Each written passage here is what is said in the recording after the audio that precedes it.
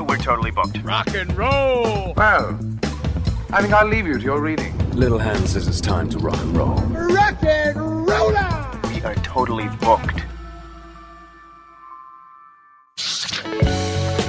Welcome back to Booked on Rock, the podcast for those about to read and rock. Make sure you subscribe and follow on YouTube, Facebook, Twitter, Instagram, and TikTok, where you get exclusive videos weekly. Links to all the social media sites at bookedonrock.com. Real excited to have this episode's guest. It's Warren Zanes. He is here to talk about his new book, Deliver Me From Nowhere, The Making of Bruce Springsteen's Nebraska. It's a fascinating story behind the making of Bruce's most surprising album, Nebraska, released September 30th, 1982. Head over to the show notes page to hear all of Nebraska. But first, here is Warren Zanes. Warren, welcome to the podcast. Thank you so much. When did you first hear Nebraska, and what was your reaction?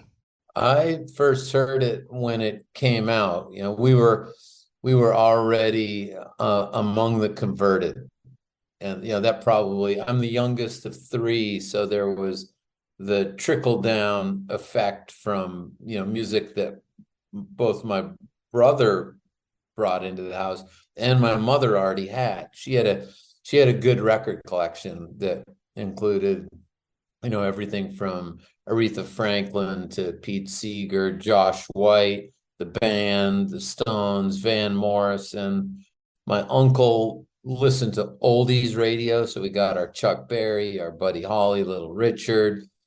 And so my brother was set up to be able to identify Bruce as something good in the world, and I was the younger brother that it was all filtering down to. I had the same, with my older brothers. Yeah, it's when I teach at NYU, and with my students, it's either parents or siblings who are the determining factor that give, in my classes, give them a huge advantage if they've kind of gotten that transmission. But Wild the Innocent and the E Street Shuffle, we were on board in a complete way by that time. And then, as I mentioned in the book, when my brother was at Concord High School in New Hampshire, he covered his school books with the Time and Newsweek covers when Bruce was had his big media week as a young man. So by the time Nebraska comes, we're just waiting with open arms. So not surprised at what you heard then? I don't really believe anybody who says they weren't surprised. So yes, we were surprised, but we were committed, and I think this describes the majority of Bruce fans. We were committed enough to this guy to go, we'll follow you. We don't know where you're taking us, but we will follow you. Bruce told you that without Nebraska, there's no Born in the USA. What did he mean by that? Well, the two albums come into the world at the same time. And then it's just a matter of kind of differentiating between them. But he had 2/3 of Born in the USA in the can before Nebraska was officially released. So it's not that, when we go into a record store, we see everything kind of sequential terms. There's the fourth record, there's the fifth record, but behind the scenes, it's much sloppier for many artists. But the incredible thing to me is that he had the strength of Born in the USA right there, but he had some personal need to follow Nebraska through, and he did it despite what it would mean for his career trajectory, because he was on this upward movement. And Nebraska, both in terms of the marketplace and just spiritually, it went way downward. And credit should go to John Landau, Bruce's manager and producer, right? Because he supported Bruce. I don't know if you know that book, Mansion on the Hill. To me, it's like the worst part of the art commerce dichotomy. The label guys, the managers, they're kind of the bad guys. They're only in it for the money. They're ruining the art. And it's just sometimes that dichotomy holds true, but often it's way too simplistic. And in the case of John Landau, look, he stood by an artist who was making one of the strangest career moves in the history of popular music. You know, we've had muddy, unfinished, very dark records, but not from artists who just had their first #1 album. It's just not what anyone would expect, from the fans to the label to the management. And Jon Landau was right there supporting his artist. And when he heard the songs, he was a little concerned for Bruce, right? Yeah, when he first heard the songs, his response was, you know, what he told me was that he was, quote, concerned on a friendship level. So he was hearing something happening with the songwriter, but he was seeing some kind of trouble with the man. And then after Nebraska was released and Bruce took that trip west that he talks about in his memoir, it was Landau who said, "You need professional help." So he's like, you know, I talk about Jon Landau's timing in the book. Like, he knew when it was time to be a friend. He knew when it was time to be a manager. And that takes a kind of sophistication that I know I couldn't do it. If I were a manager, being completely honest, I'd say we definitely are not doing Nebraska. You know, it's just, again, it's such a left turn. It can't be overstated. God, the way it worked, and I'll tell you, when I first looked at it, I had a suspicion. And my suspicion was this: it's all strategy. It's all strategy, because Nebraska gets all the critics on board. It's a kind of declaration of this deep authenticity. And then Born in the USA comes, and it's just like, let's go deep into, you know, the world of hits and the commercial bid. And that's not the case. But it worked out so perfectly, it was hard not to project strategy in hindsight. But it wasn't strategy. It was like one man following a kind of deep need. There was someplace he had to go that was more important than career considerations. And in the end, it happened to benefit that career. There is an absence of melody on Nebraska, which was intentional on Bruce's part. This leads us to a band called Suicide. Who is Suicide, and what influence do they have on this album? So Suicide, you know, they get a good amount of space in the book because you can't understand Nebraska without them. So Bruce, they're a duo, drum machine, electronic. It was really like the father of electronic music. But, you know, for listeners, the song I recommend people go to is Frankie Teardrop, which is a very long song, around 10 minutes. But it involves a guy coming home from a factory job, you know, and at that point, you're close to some things we've seen in Springsteen's world. But then he comes home, murders his wife, murders his child, kills himself. And it's so dark and so not what you expect of popular music. And Alan Vega, who's in Suicide, he's just on a microphone. So he's not playing an instrument, but he does the screams of that moment of infanticide. And it's just, you had to kind of strap your seatbelt on just to listen to this stuff. And Springsteen felt this deep connection with it. And when he described it to me, he said, his word was, he heard a kind of unforgivingness in Suicide. And he didn't know that music could go that far out. And so it gave him a kind of license. And on the song State Trooper, you hear Springsteen do these screams that are almost like him signing Alan Vega's name to that song. So their presence is keenly felt, but they were the ones who kind of gave him permission to go that low. And they didn't have an influence on just that song, right? It's the whole album.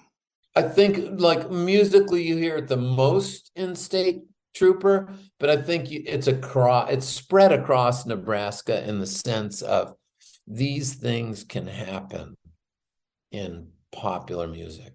These things can, you know, in a way, I would translate it to mean the whole of life, its absolute worst, can be there, represented in the stories we tell through song. And, the bulk of what you hear on, think back to 1982, look at the top 100. You're going to see songs of romance, songs of longing, songs of loss. That's always in American popular music taking up the greatest amount of the kind of geography of it all. But life itself has these tragedies, it has this desperation, and Springsteen, because of suicide, says, I can bring that into the music. The complex characters too. Like, bad person can do good things. A good person can do bad things. It's not all black and white. The absence of redemption. There are a lot of people in Springsteen songs prior to Nebraska who are in really hard places, but there's some like sliver of hope. I think, he talks about, he mentioned to me like Stolen Car off the river. That could have been on Nebraska. You can see him like stepping toward these songs that don't resolve with that trace of hope. They go into a hopeless place, which is where we sometimes go in our lives. So why can't the music go with us? That's what I think connects the fans so much to his music. It just feels like there's a little bit of you in his songs, in the characters that make up his songs. There's just something so deep. What was it that drew you to him when you first heard his music? It was the full package. I think because, again, talking about my mother's record collection and the things that were coming into the house through my brother, Van Morrison was there, Astral Weeks, Moon Dance, and then we went back to them, and we knew that he'd done Here Comes the Night, Gloria. Like, okay, Van Morrison is a singer-songwriter from rock and roll, and I think if you're listening to that kind of artist at that level, you're ready for Bruce Springsteen. And we were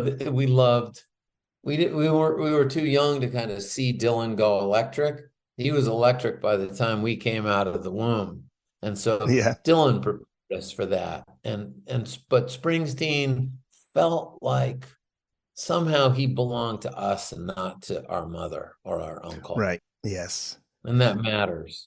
Bruce, he gives you a great description of what it was like recording the songs. This is chapter 11. He uses a TEAC 144 4-track recorder. Is that how you, or do you? That's a TEAC. It looks kind of like what I'm recording my podcast. I was like a little mini mixer. I went and bought one on eBay. I found a broken one, and when I do book events, I bring it with me just because it's good to make contact with the material history and to see this thing. It was ahead of its time at that point, right? Ahead of its time, and now it looks like just this artifact of deep funkiness, and it's cool for people to see it. When we did the CBS Sunday Morning piece, I brought it out there, and it was beautiful. Bruce kind of put his hands on it, put both his hands just like feel the things, like yeah. But it's recording on a cassette that you could buy. At the time, you could go buy them at CVS, and little kids would use them to tape their voices and play it back. The difference with the TEAC 144 was that it's 4-track recording.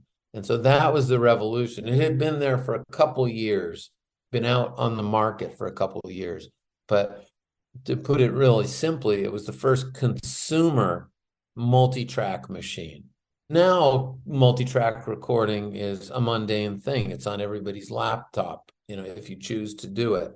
But then it was like, whoa, multi-track recording. And pretty soon you see that shift where people are starting to take it home. And in that respect, Springsteen's move was very prophetic of what was coming. But he took it home, and it was still cassette recording. Yeah. Well, also it's where he recorded it too. Where is this house that he records it in? And it's just in the bedroom, right? Yeah. I mean, I'll tell you, if I may be getting ahead of things, but when I finished the book, I sent it to John Landau first.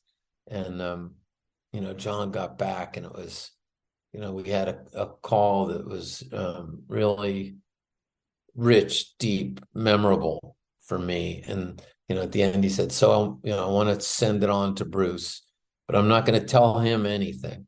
I'm not going to tell him how I feel. Let's get a cold read off of Bruce. And he sends it. And then a couple of days later, I got an email from Bruce. And, at the end of it, he said, how can I help you? And I wrote back, I can't find this house. I'm not a great, there are Bruce fans who are better at this kind of research than I am, but you can find a lot of Bruce's homes. Couldn't find this one. And a few days later, Bruce, I get an undisclosed number on my phone, and it's Bruce calling from the bedroom where he recorded Nebraska. And, he says, hey, Warren, I'm in the room where 40 years ago I made Nebraska, and I haven't been here since. And the guy who rented it to me still rents it. And he said, I can bring you out. And so Bruce gave me this last stop in my pilgrimage. And I'll tell you, to be working on a book over a period of years and then walk with the artist into the bedroom where the record was made is as, moving an experience as I've had. And I think, just like I said, that TAC 144, I wanted to buy one on eBay just to have the material history in front of me. Bruce did a few things along the way, like bringing me to that room, that really helped me as a writer. Like when you're standing in the room and there's some history breathing in those walls, and it relates to a project you've been working on for a couple of years, it just matters. It does something. And I think he knows that, and so he made as much physical contact possible for me, with the guitar that he used, with the portrait of his aunt who, died when she was 6. Like, he put these things in front of me, and it's hard to say exactly what that means to a writing project, but I know it means something, So he knew it too. He knew it too. Yeah, he's like really being a producer at that point. He's getting the most out of you. Yeah, that's a good way of putting it. Because then, when we got into the room, there were a few minutes of, like, he probably saw my feet slightly off the ground. And after a few minutes of quiet, he just handed me his cell phone and said, take my picture. And that picture's in the book. And then he just started going, okay, my bed was here. It was turned this way. And then I had a wooden table over there. And then he just created a picture. The room was a lot the same, but he wanted to give me exactly how it was set up. And just like a writer can't ask for more. The shag rug was still there, wasn't it? Yeah. I wanted people to turn their backs so I could cut a piece of that orange shag rug. Yeah. Give it to my sons. Yes. Oh, man. Is it a small house? Well, it's different than it was, because they put a second story addition, and they kind of blew out the kitchen. So the house you see now from the front doesn't look the same, but the room where he made Nebraska, it's not just those orange shag rugs. It's like mostly intact. So it's this corner, as you're looking at the house, it's the rear left corner looking out on the reservoir. And it's like it was. Wow. And wild to go in. It's in there. Colts Neck, right? Yeah. Yeah. How did it come about that he chose that house? It's some of his road crew were living in another place rented by the fellow who owns this. So he's a realtor. He's, a man who wears a few different hats. But this was rented for Bruce when he got kind of not evicted, but I imagine they were selling the house he had been renting. So somebody just got him a place so that he could, in his words, it was an emergency landing at the end of the river tour. So Mansion on the Hill, that's the first song that came to Bruce, as far as he recalls. There was a song with that title, recorded by Hank Williams from 1948. Fred Rose, credited as co-writer. Rose's theme is of a woman leaving the one she truly loves to marry a man with money. Far from Bruce's version. His version is absent of judgment. Yeah, the Hank Williams version is a little bit like the Eagles' Lion Eyes, same theme. And Bruce's is much more, when he introduced it live, sometimes he'd talk about taking drives with his father around Freehold. And he was like, we were like tourists in our own town, like looking at the big homes, driving by them. He was young enough that it kind of filled him with wonder. It didn't give him a sense of, class difference or anything. It was more how a child would see it. And his Mansion on the Hill really is, it's not about life's better if you have the mansion or better if you don't. As you just said, it suspends judgment, and it's more just about a child's wonder.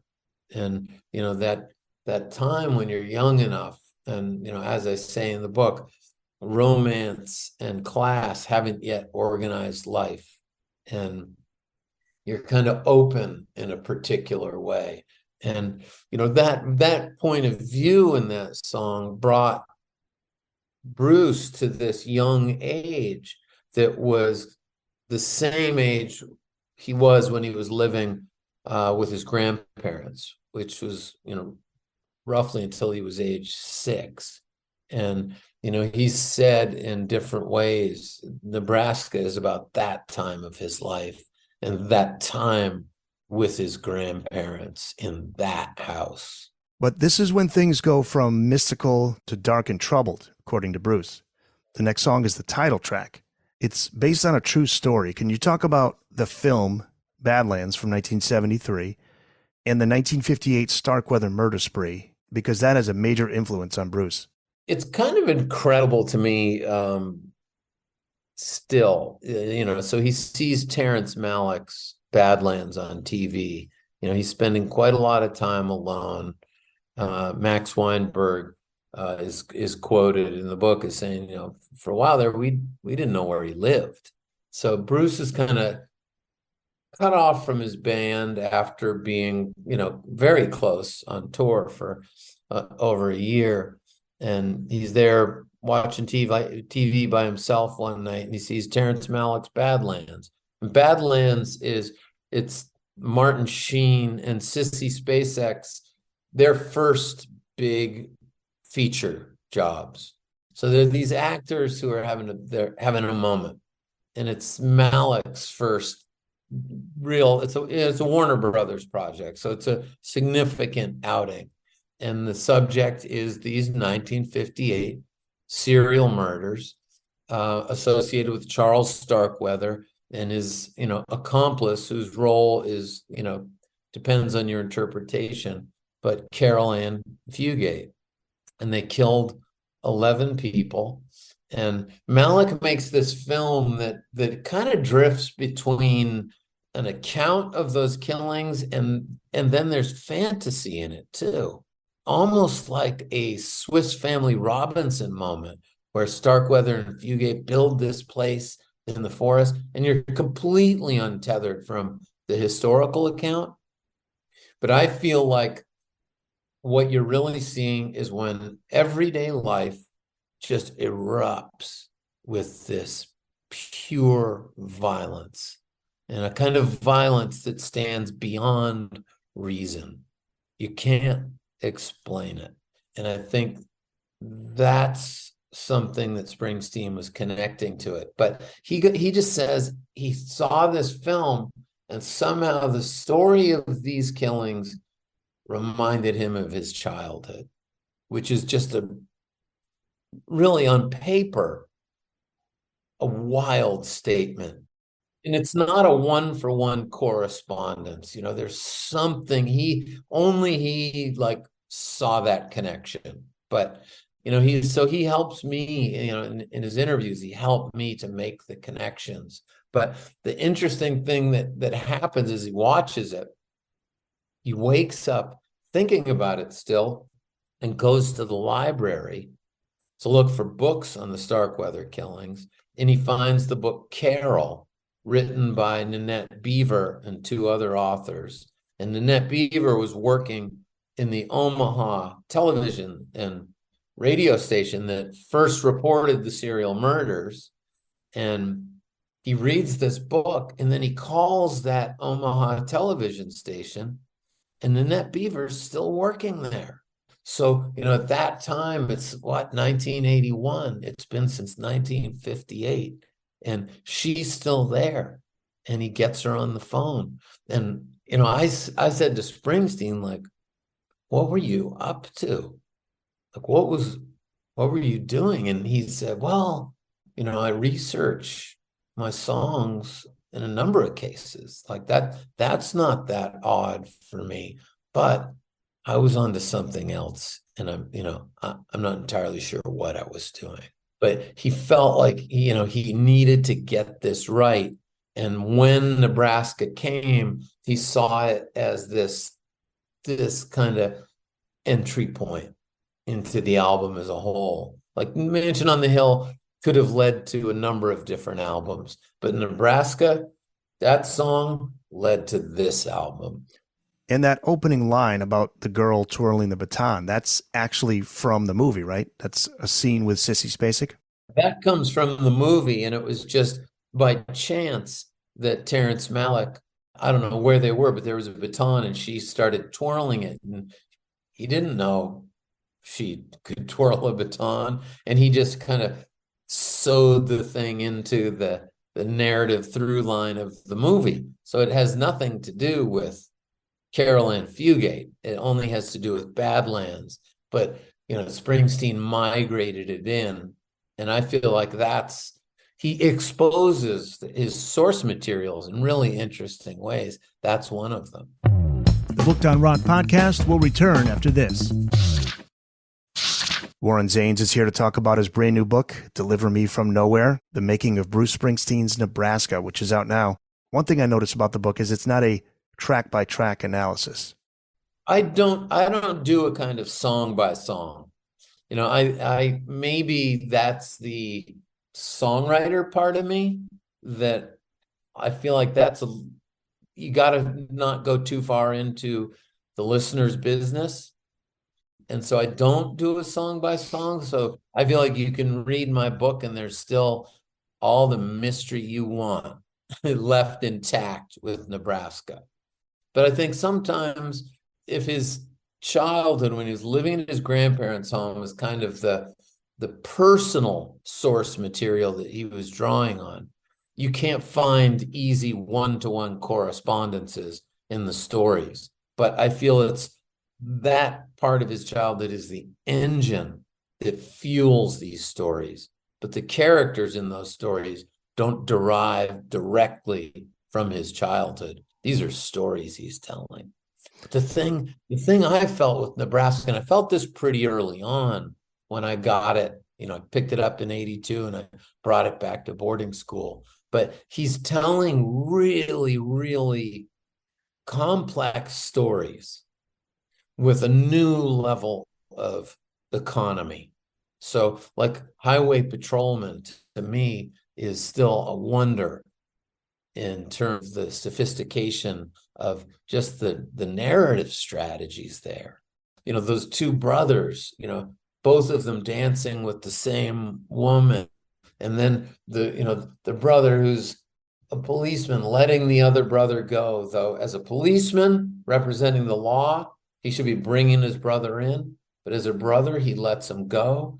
That's such a complex move because he loves that brother, he's letting him go free, at the same time, he's getting his brother out of his life. It's not some neat, story of love between brothers. It's like, you can't be in my life anymore. And I feel like, man, to get all that done in a 3 or whatever minute song is a writer working at the height of his powers. One track that I always find interesting lyrically is Reason to Believe. Is Bruce making a statement, or is he asking? How do you find a reason to believe when all this stuff goes wrong in life? Or is it that he himself is saying, you got to find a reason to believe, like he's encouraging the listener? I mean, you said to me, I don't see how anybody finds anything hopeful in that song. He said, I guess it's just the density of that title takes people down that road, but I see no reason for it. But he's seen this effect take place in his career at many times, where people, they see the title, whether it's, Born in the USA or Hungry Heart, like they see the titles, they feel the song, and they misinterpret it. Look at Hungry Heart. Like, Hungry Heart is like a guy's leaving his family forever. Right. The first 2 lines. There's a quote in the book I want to ask you about. It's from author D.C. Beard, and you use it to start chapter 8. It's from 1882. And the quote is, there will frequently occur gaps in the long winter evenings that are hard to fill up satisfactorily. Hours when, tired of reading or study, a boy does not know what to do. How did you come up with that quote, and what led you to using it for the book? That might be my favorite epigraph in the whole book, because that's from the American Boy's Handy book. And Beard played some role in the origin story of the Boy Scouts. But I just one of the musicians I was doing a book event with, I just bought that book for him because he pointed to that same epigraph, and I said, that's from the American Boy's Handy book. And I used to look at that thing when I was growing up. I had my brother's old copy, and I still do. But it was all about different things that you could do, like you could make your own boat, learn how to build a fire without matches, learn how to make a trap for rabbits. It's all this stuff. And I would pore over this book, and I really wanted to build one of these boats. And I'd just go out into our barn, looking for, like, can I use this? Can I use this? Like, I never got to a boat, but this book just filled my imagination. And that quote, it was personal that I wanted it in there, but it also felt like just an interesting way to describe Bruce Springsteen there in his rental and Colts Neck, not knowing what to do with this free time. And he goes into Nebraska. Yeah, I love that. It's such a great quote. You can still get the American Boy's Handy book. It's just these old, reproductions. Mine was a reproduction, obviously. I'm old, but I'm not over 100. Yes. Well, this book also answers the question. I always wondered if Bruce wanted to use the original Born in the USA for Nebraska, and he says he did. He wished he decided to. There was also a moment when Bruce considered making it a double album. One side of songs that sounded like what Born in the USA would sound like, and then the other side, tracks that make up Nebraska. How come that didn't happen? I mean, I speculate, and before this book went to publication, as I said already, Bruce read it, and so he had a chance to say, actually, no, that's not right. But I did my own speculation, and when you've just done a double album, you don't want to do one again. Double albums are often a solution to a problem, not an idea in and of themselves. So, and there's more labor. There's more of a challenge to create cohesion. I think that's why we celebrate double albums like Exile on Main Street, which, man, it really works. But I think it's hard to make it work. Having just done it with The River, that was not what he wanted to go through again. Another problem Bruce didn't see coming was getting the mixes from the tape onto vinyl.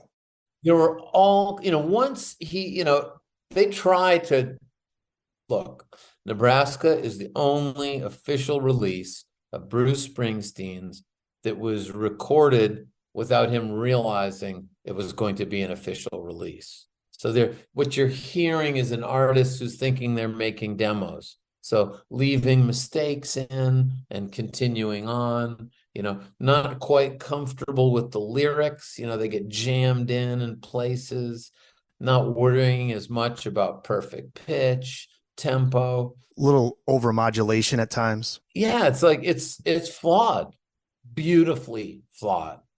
We need more flaws, if you ask me. And this is a testament to that.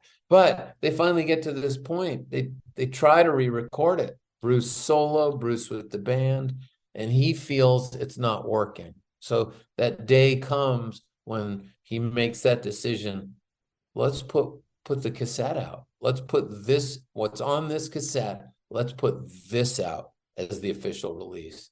And the thought is, okay, and it's a whole nother set of problems because of tape speeds, because the signal wasn't enough for them to be able to master with. They were getting feedback, distortion in the masters. And it took 4 mastering facilities to finally get something that could become a vinyl record. So it was this odyssey where this music that had become attached to just struggled to find its way into the world. After Nebraska was released, Bruce went on a road trip that he told you was an epiphany of its own, which he never really came back from.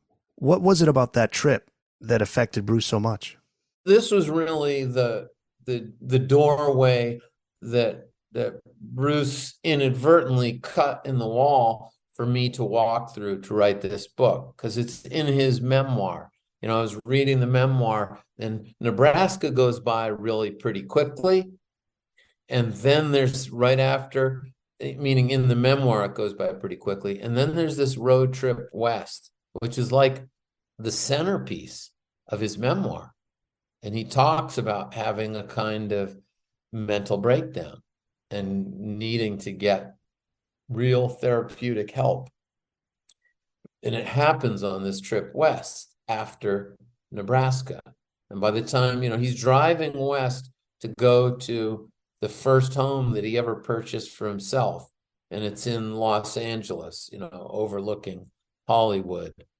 Before he gets there, he has this experience that, he describes beautifully and tragically in his memoir.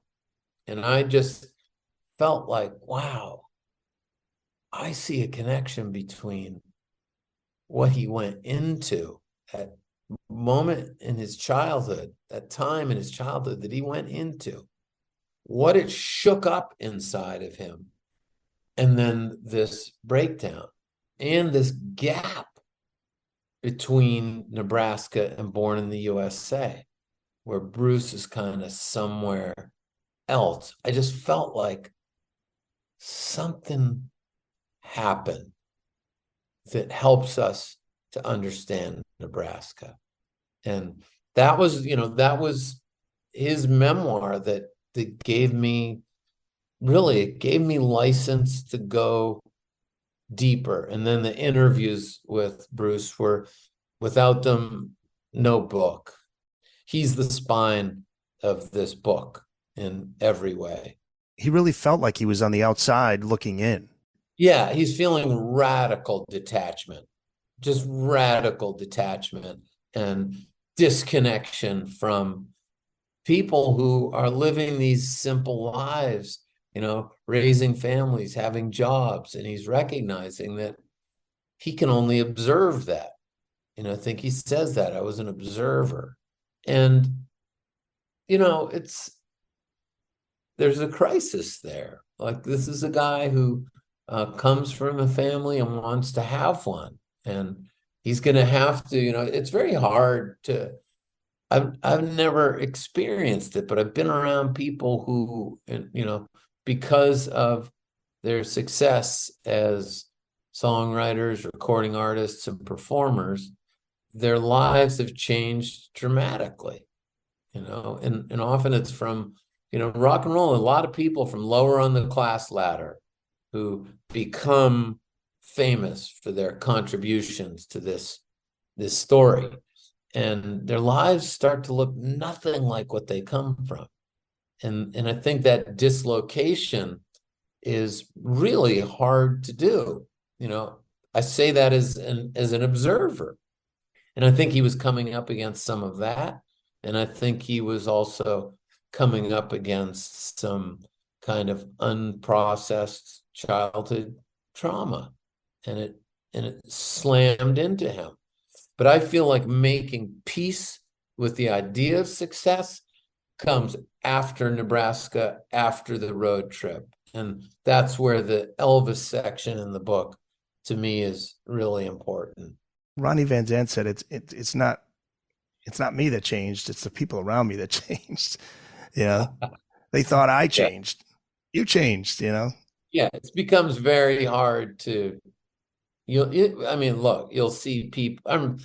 I remember talking to Tom Petty about like a party after a show that the Heartbreakers had, and he felt like the other guys in the band didn't want him to be at this party, and he was talking about how much it hurt. And he's like, if I went to this party that everybody was going to, there would only be one Tom Petty, and they would just be Heartbreakers the second I came into the room. So being Tom Petty and the Heartbreakers kind of put a wedge between this guy and his childhood friends.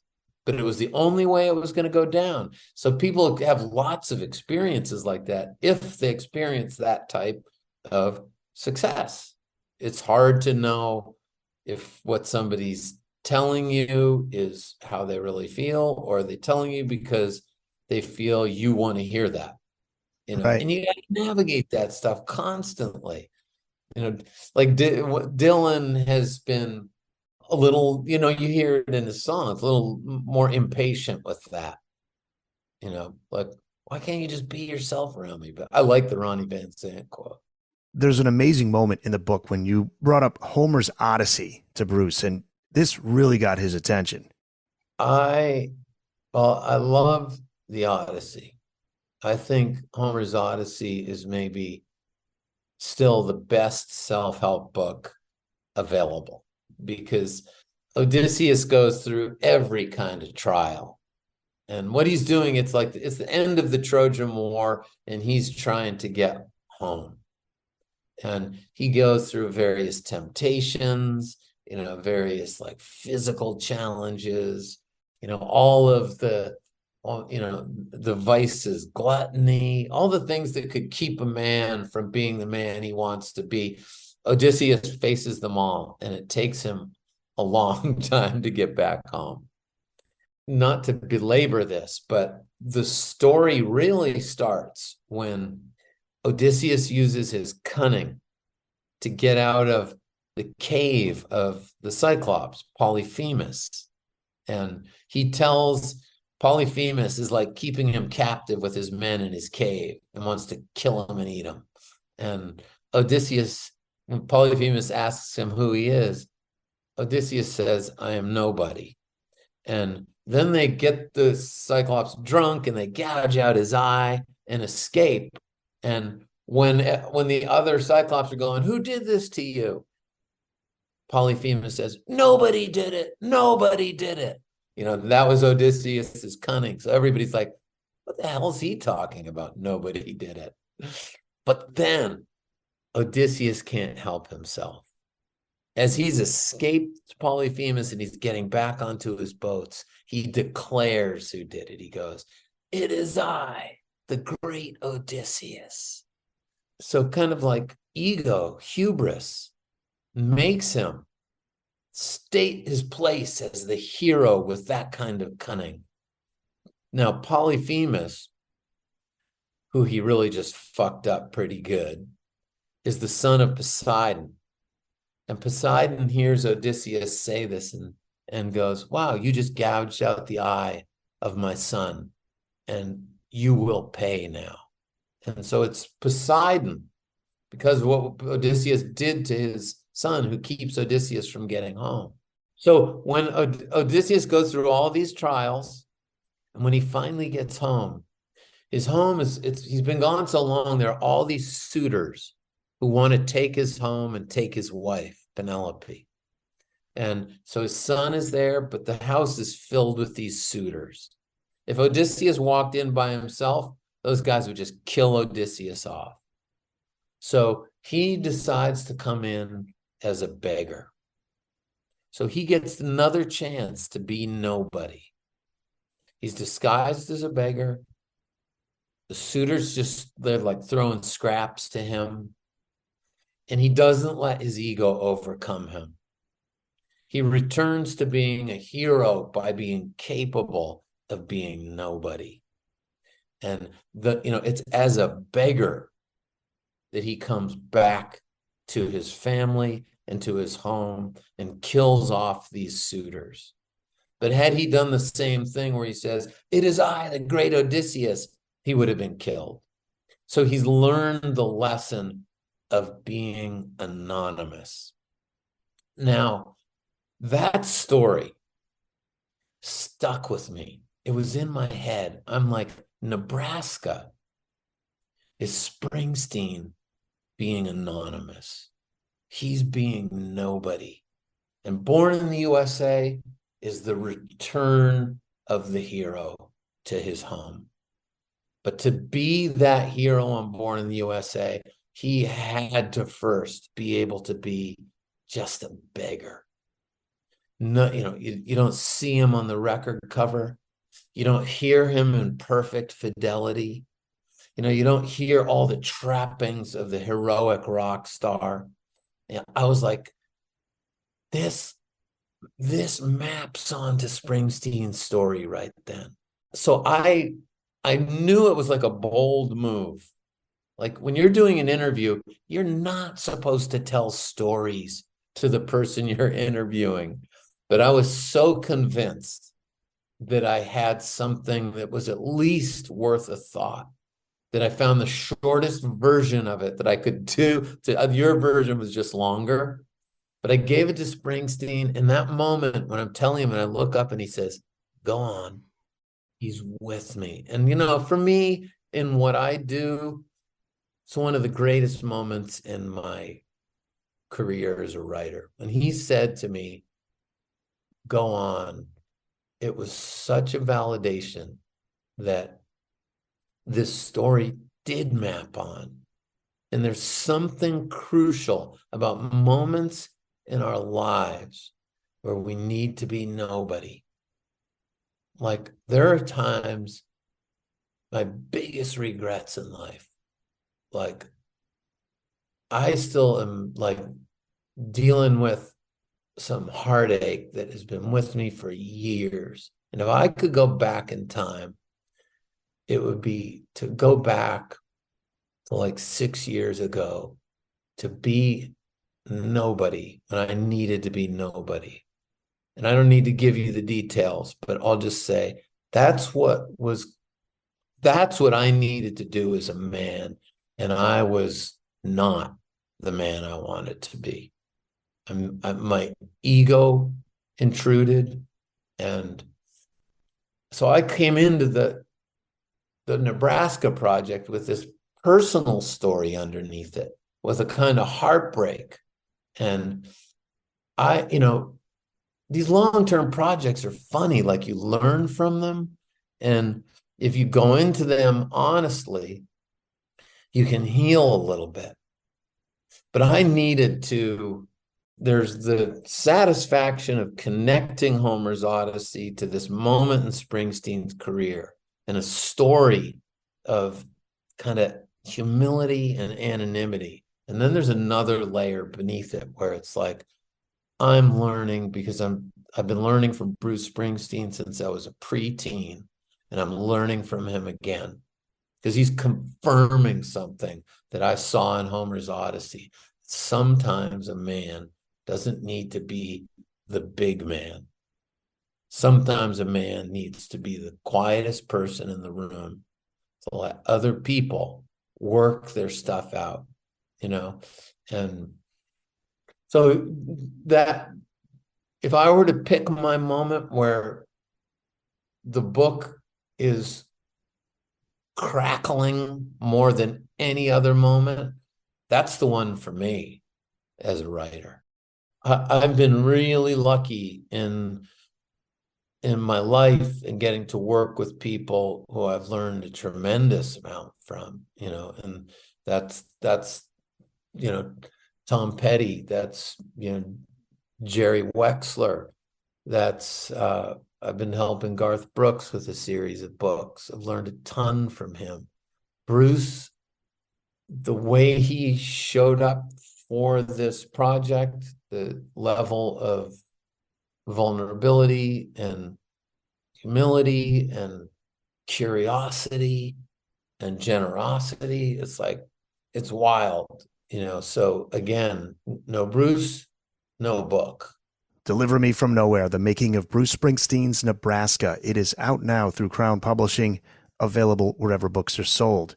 Where can people find you online, Warren? I got a website. My older son just redid my website for me. He did it in like a night, and my contact's on there. And I love to hear from people who've read the book. That's one of the treats. Warren Zanes, this was great. Thank you so much.